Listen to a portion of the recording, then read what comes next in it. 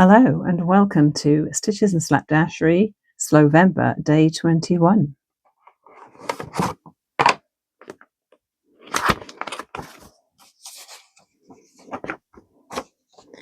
Make a fall gnome. Plaid hat and body, bead for a nose, fur for a beard. Seems to be a week for gnomes. I definitely plan to do some more slow stitching on my gnome 3D tree today, but first let's get this gnome made. I have a whole bag of potential gnome making supplies. So I do have little bits of faux fur like this for a beard. I think that's probably going to be big enough, just a little piece of that. I have some orange plaid, which I rather like. I'm only going to need a small amount of it, so I don't need all of this. So let's put one piece of that aside. I have some green felt for a hat. There is a little bit of dark green in there, as well as the orange and blue. I love this colorway of the plaid. I would totally wear a shirt made out of this. So I'm going to make him a green hat. And I have these cheap flax seeds from the dollar store, not the dollar store, the bulk food store, Nicola. I bought them ages and ages ago, and they're purely for weighting down gnomes. And I'm going to put them into this little bag to stop them from leaking through the fabric or through any seams. So this is going to be a pretty simple gnome with minimal amount of sewing and probably just some hot gluing. I've got this wooden bead which I think will make a good nose for him, and I think that's all I'm going to need. So I'll just get the hot glue gun plugged in. Let's try and put some of this in here without spilling it absolutely everywhere. I made a lot of gnomes a few years ago. When I was at Fabricland, I made a lot for display, and it was a lot of fun, but I haven't done one for a really long time.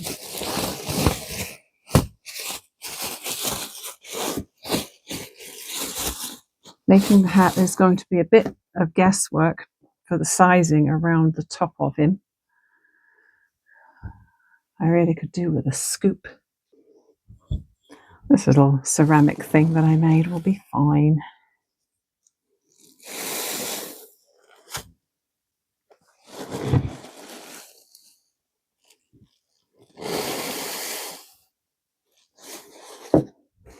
Now I know my gnome is not going to get wet, so using something like beans or seeds is fine. If you're going to be giving this to a child, well, obviously not a small child, because there will be parts that can be pulled off, so you wouldn't want to give it to a very small child. But if it was going to be to someone who might not think about keeping it dry, you might not want to use seeds. That's pretty big and nice and heavy.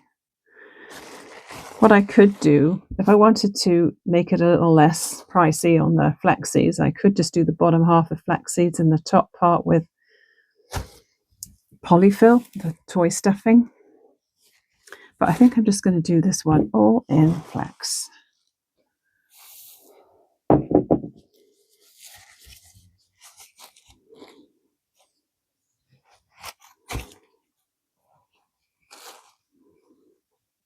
You could also use an old sock for the body, or you could put the seeds inside maybe a very small Ziploc bag to keep them dry.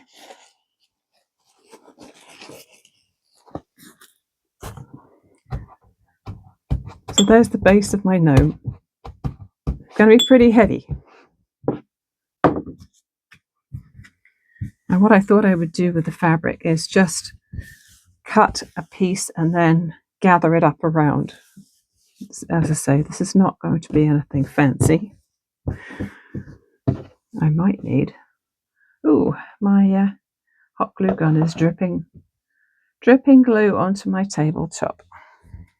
I really need to use a mat. Okay, I think I'm going to have to go with the larger piece of flannel, because otherwise it won't be enough.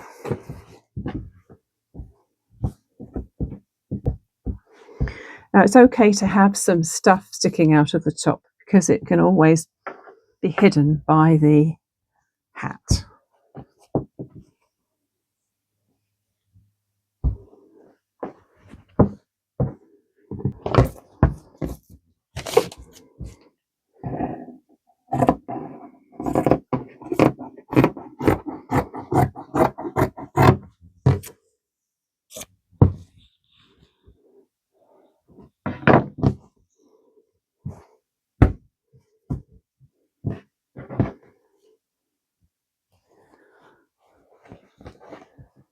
I think what I'm going to do is round it so that it is tidier on the top.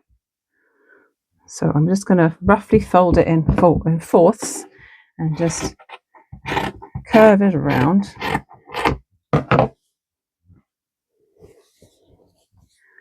And then I can stitch around and draw it up.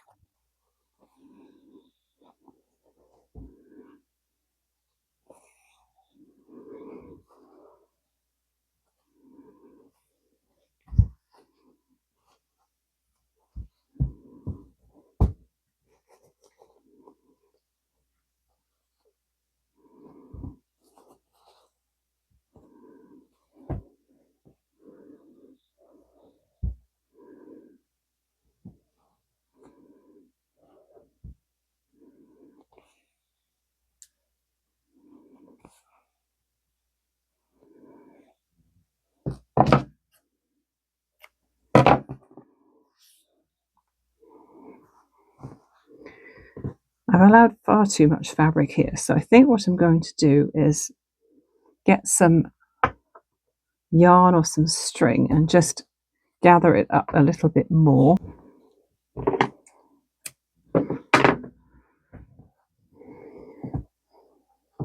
Now, it doesn't matter if it's kind of pleated looking because there's going to be a beard on the front of that. In fact, I might pick a bigger piece of fur because this is turning out larger than I expected.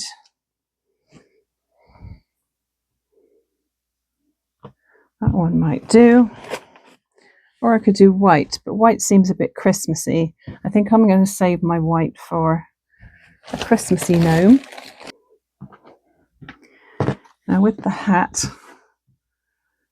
I should probably measure just roughly how I want it to fit.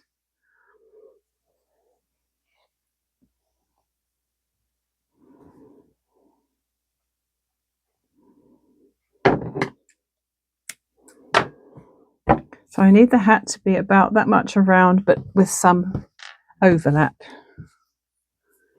So I think my felt might be a little small that way, but I could do it this way.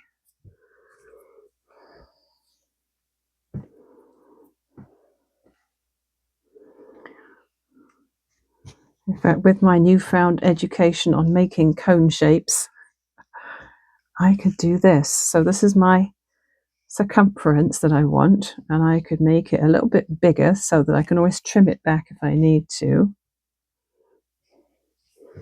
And then these can be my uprights, so that's how tall it'll end up being. That's fine. This is a very non-technical way of doing it, isn't it? Let's see if it works.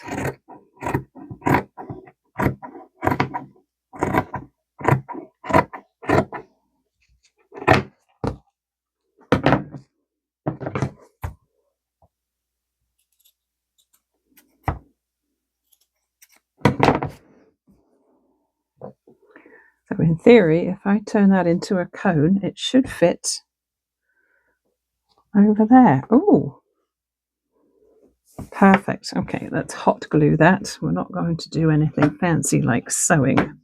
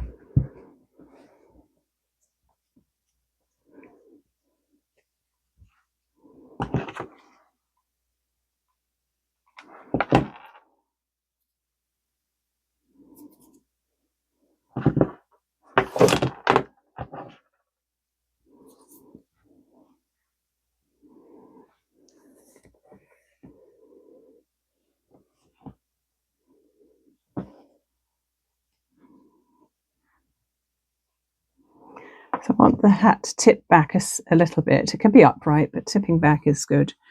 And then I want it to go over the nose and then down. So I might just fold that up slightly to put the nose on there. Yeah, I think that will work. I could trim the felt as well, couldn't I?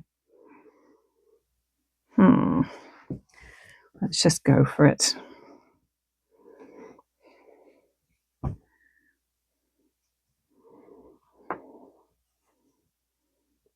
I'm going to start gluing at the back here.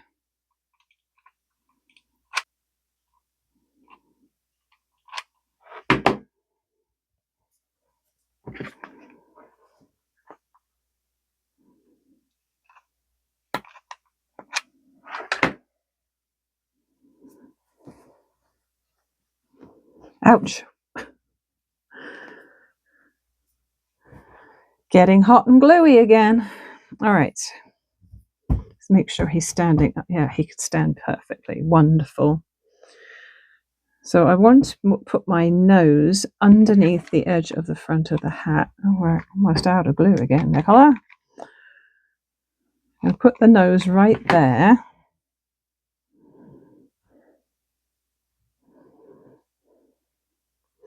In fact, I probably should have done the nose after the moustache, but we'll run with it. And then I want this to be stuck just above it. To me, the rule with a gnome is you never want to see eyes, right? It shouldn't have eyes.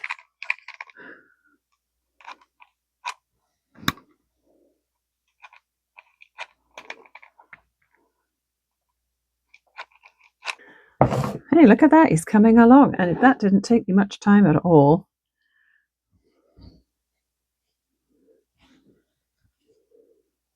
She doesn't have a lot of body there.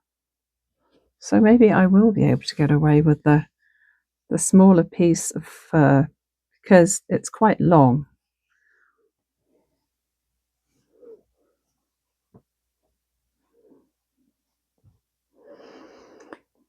Now, if you're careful to mess around with the fur a little bit, you can make it look like he's got a moustache as well. Now, the trick with cutting faux fur is you never want to cut the actual strands that are sticking off the backing. You only want to cut the backing. Some people use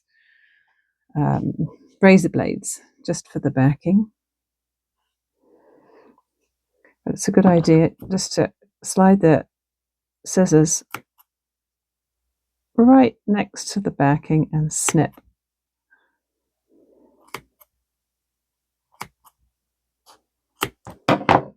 And then when you pull it apart, it's still got lots of fur attached to it so that you can't see the edge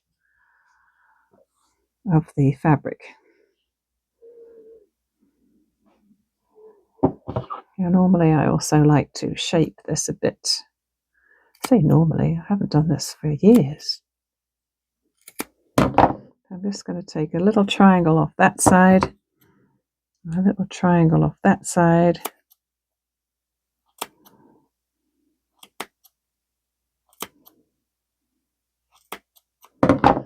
And what you can also do, I went and threw that away. Wait a minute, I didn't throw it away, but I threw it over the other side of my table. This could also be a moustache. So if you wanted him to be extra hairy, you could keep those tiny trimmings. And in fact, I might just do that. I'll see how he looks when he's got his beard on.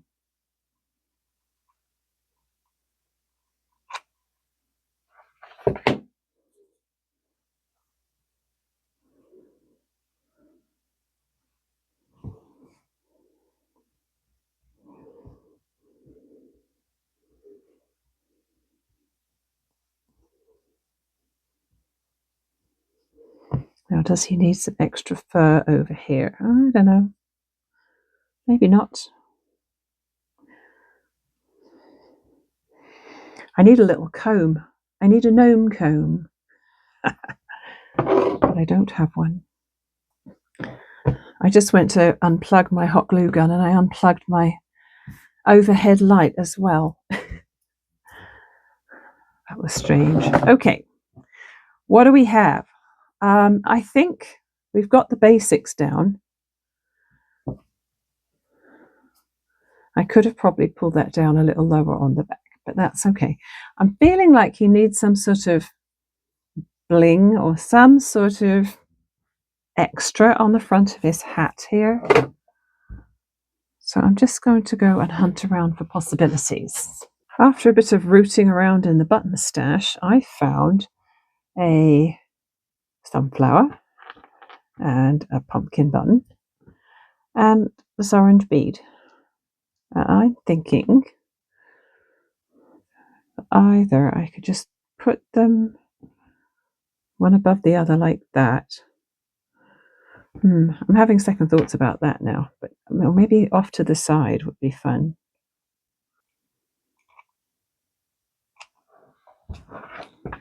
Oh, rats. Glue went off to the side.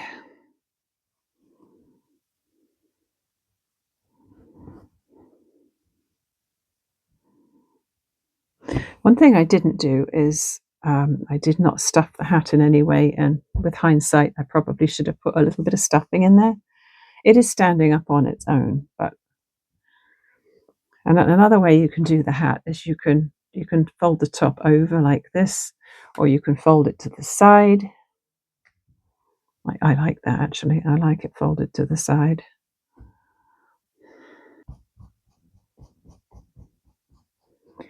We just need to fluff his moustache again because I've been handling him and it went all flat.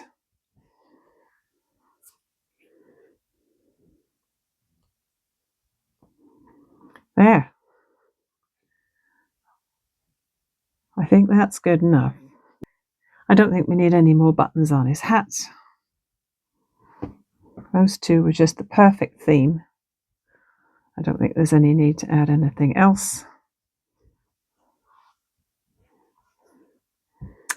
So there we are. It just needs to dry a bit, but it's all done.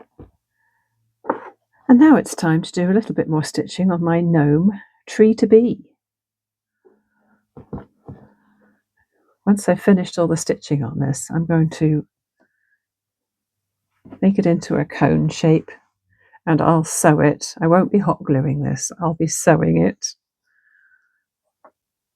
so that it looks cute. And it would probably stand up all by itself without anything inside, but I'm going to put something inside. I haven't yet decided whether it's going to be a structured cardboard cone shape or if I'm just going to stuff polyfill in there and then make a circle for the base. But for now, I'm just going to get more of this lovely stitching done.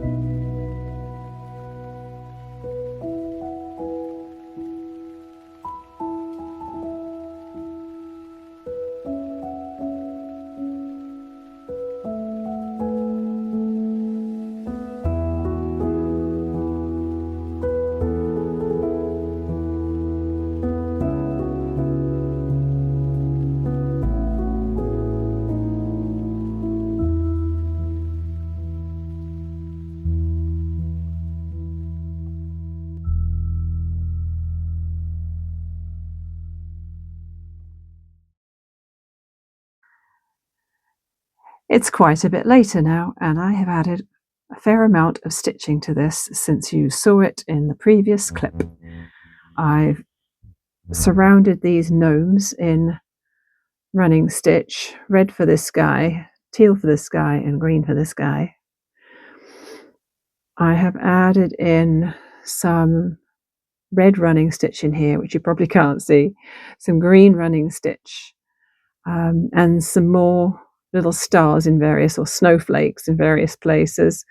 And in the case of the white, I started putting little tiny, I think they're called seed stitches, just dotted around between the snowflakes, because it felt like a good way to segue into the next one and cross the back of the fabric. I think there's more thread on the back of the fabric than there is on the front. So let's see how close we can get so that you can see properly. I'm not sure about these seed stitches. I'm having second thoughts about them now, but I'm not going to take them out.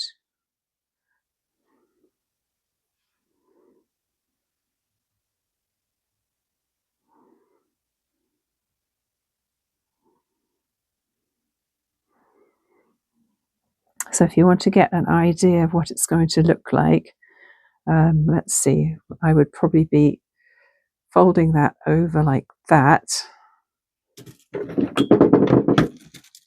Let's grab a pin.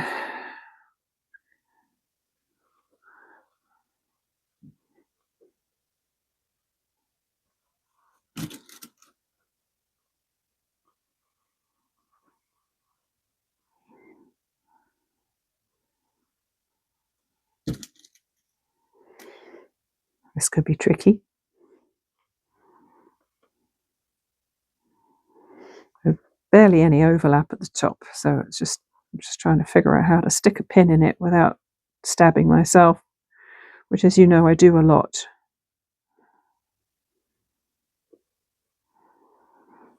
Without going to the back of there.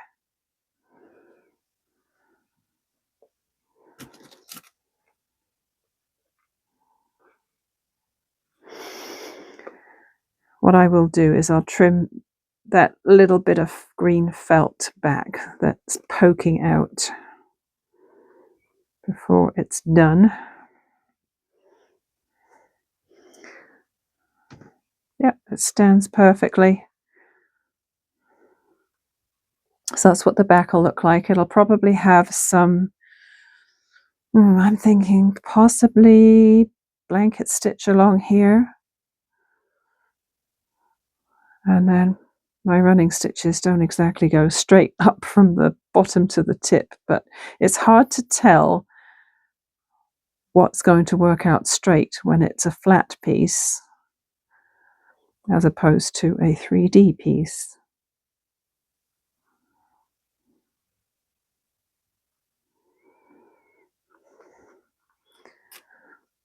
So it's come along quite well. I should probably check the back to see what needs adding to. It's pretty covered, actually. These areas here are where the gnomes are, so I wouldn't be doing necessarily a lot on top of the gnomes, and the rest of the background is quite full. There's the green, there's the red, and all these are all the seed stitches and the snowflakes. So I'll probably think about what I can do to embellish the gnomes. I might, if I have a colour that's appropriate for their noses, I suppose I could stitch over their noses, couldn't I? That would be fun. But right now, it's time to say it's done for today. And put it aside and get on with some other things. So do let me know in the comments whether you're a gnome fan. They seem to be a love it or hate it kind of thing. I love them. What can I say? I love them. I think they're really cute. I noticed that people in the UK are still calling them gonks, and the word gonk makes me think of those little rubber characters with the fluffy vertical hair in different wild colours that we used to put on the end of our pencils when we were at school back in the 70s. Could have been 60s. Was it primary school? Was it secondary school? I can't remember. 60s was my primary school years and 70s would have been my secondary school years, but I can't remember exactly when they came out. They were definitely a craze back in the day. And yeah, I don't call it a gonk anymore. Everybody over here calls them gnomes in North America. And of course, Scandinavians probably call them tomten. And there's no doubt tons of different names for them all around the world. So thanks again for being here. Thanks for watching, and I'll see you again tomorrow. Bye for now.